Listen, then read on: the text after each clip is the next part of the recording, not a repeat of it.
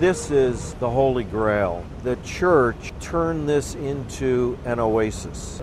If you want to talk about spirituality, there was a greater force going on here, and that solidified more and more as the days and weeks passed. During the days following 9/11, St. Paul's Chapel endured as a beacon of hope and strength.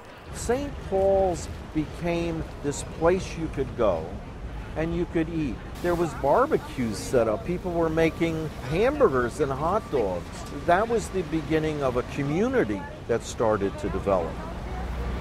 St. Paul's Chapel was very important to first responders. It was here that rescuers, psychologists, and therapy dogs made their greatest contribution. People are drawn over to the dog. It's just a natural human instinct.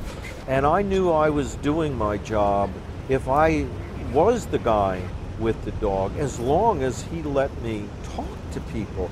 Attaboy. Frank Shane and his specially trained dog Nike played a unique role during the aftermath of 9/11.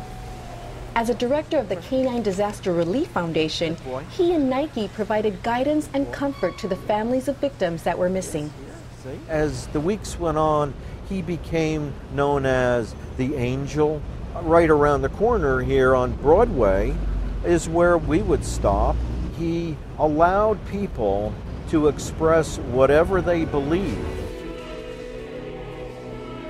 This church was here for us on 9/11. They gave people a lot of support and love, which is really what we all need then and now. Claudia, a volunteer during 9/11, recalls her role and what the church meant for her. I was a volunteer under the authority of the Port Authority for the New Jersey Critical Incident Stress Management Team. And so we'd come over and we worked on site, just kind of a listening ear. As the oldest surviving church in Manhattan, it became a safe haven of rest and refuge where victims' families, firefighters, volunteers, and first responders could come together and provide each other with much needed support. That was the beginning of a community that started to develop. And St. Paul's became the core. Nike was also very popular with his fellow first responders. Nike weighed almost 120 pounds. Officers would come over to us, and their facade would just let down for a minute. And every case would say, "How's he doing? Is he okay?" Nike passed in 2004, and currently Frank works with a newly trained dog, Chance.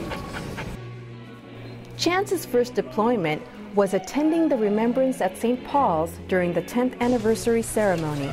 This process with anniversary is very restorative to me, very rejuvenating, because now I can tell people what we did. The 10th anniversary also brought people from different parts of the world that feel strongly about paying their respects while honoring all the good deeds that took place at St. Paul's Chapel. It's just important to be back here again, I think, and to respect them and to remember the events of that day. No matter how deeply dark the darkness can be, light is always stronger. I wanted to come here and just remember and see, to let everyone know how much I love and care for our country and those volunteers that sacrifice so much.